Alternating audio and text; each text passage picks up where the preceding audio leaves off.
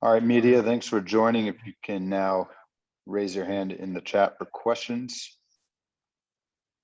Start with John. Coach, after a week of practice, which includes on and off the court bonding, what would you like to see applied in this game against the Aces?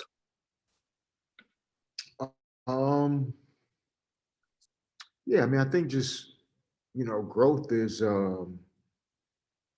it's not an instant thing. So, we definitely want to continue to see the right effort, the right intentions, the right plays being attempted, both defensively and offensively, continuing to connect to what it is we're trying to get accomplished, each possession, and fully understanding that it will continue to take some time for that to look, in sync, fluid, especially for long stretches as a team. But, we're definitely, looking forward to this opportunity tonight to get back out on the court and continue to get better.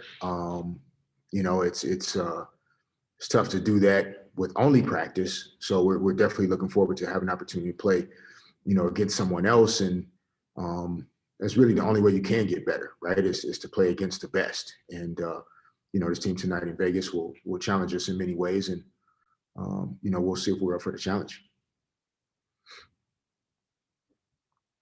You have one more, John? Yeah. Is it too early in the season to play with the concept of bad intentions, kind of like they say in boxing? I know you've mentioned that before. Yeah, I mean, I think not in the tone of like bad intentions, meaning, yeah, go to beat the other person, having bad intentions for your opponent. Yes. I don't think that's ever a wrong concept. I think from a basketball decision-making standpoint, good intentions, bad intentions, meaning continuing to connect to, good shot, bad shot, time and score, recognition of matchups, game plan discipline, when you need to push the basketball, when you need to push it, realize you don't have anything early and still be able to get to the type of spacing that then allows us to attack the defense of the other team. So in terms of bad intentions, we want to see less of the, oh my gosh, what was that kind of plays, and the good intentions of, okay, yeah, I made a mistake, or, I did something that basketball players do, but my intent was to go and do something positive for the team. And, hopefully we'll see more of those plays tonight. Go to Doug Feinberg with the AP. Hey, Derek, good to see you. Thanks, Doug. I jumped on a little bit late. I apologize. You already were asked this, but having like only 2 games or 3 games in the first couple of weeks, is that tough to get sort of into the season, or is it better you have more time to sort of have a longer training camp in a sense and get people ready for the games and the stretch you have obviously later on with many more games in fewer days? Yeah, I mean, I think there are pros and cons. I think there are some positives to having the opportunity to practice and try and continue to build, some foundational habits on both ends of the floor, continue to give this group a chance to, connect, as teammates. Many of these players are new, and even players that are returning, are new to other returning players, because of last year with players, opting out. So, we have an entirely new group, and the more time they have together, we'd like to think that we'll be able to get better on the court. But, I don't think at this level you get better, without playing the games. I think opponents really force you to do things that, you can't always do yourself. It's one thing to try and simulate or emulate what an opposing team will try and do, or an opposing player, but you can't make up, what great players do on the court. So it's not until you face those players and those teams that you really find out, where you actually are compared to sometimes just having practice. So Hopefully we'll be able to continue to stay healthy, at this time early in the season with fewer games. But, we're not really looking past tonight, at this point.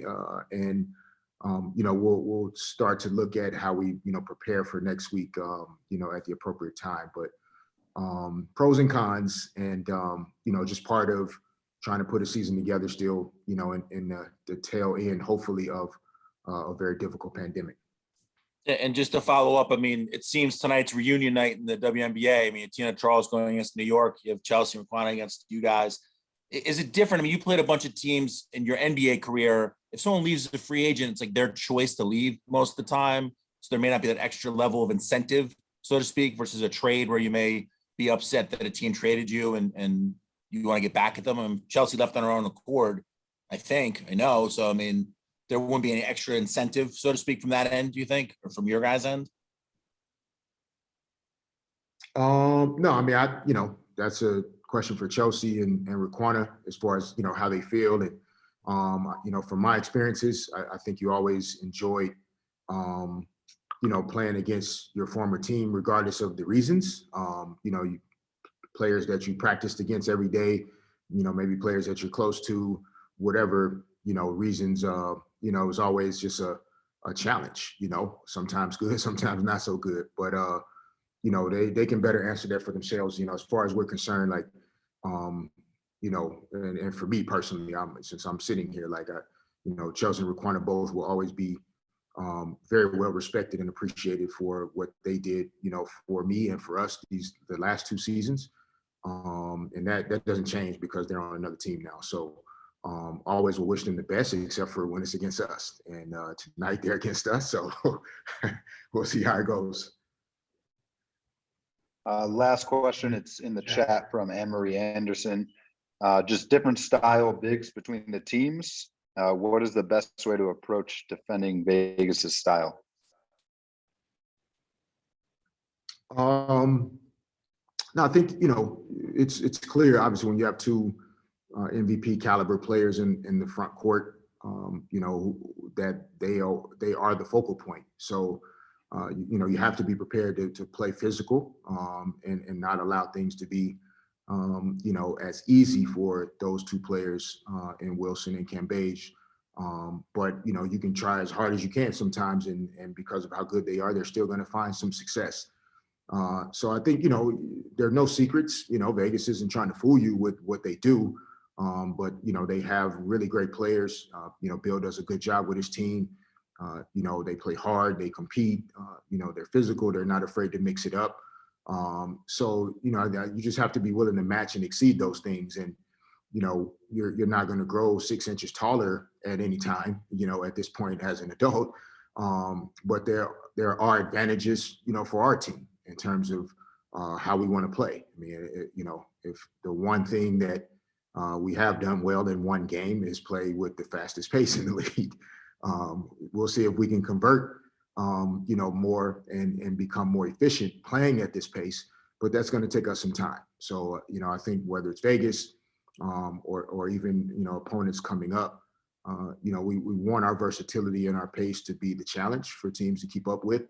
But it'll take us some time to grow into our ability to do that over 40 minutes, in a way that, ends up with us winning high percentage, in games. But we're going to get there. And, we have a group that's willing to do the work. Thank you. Thanks.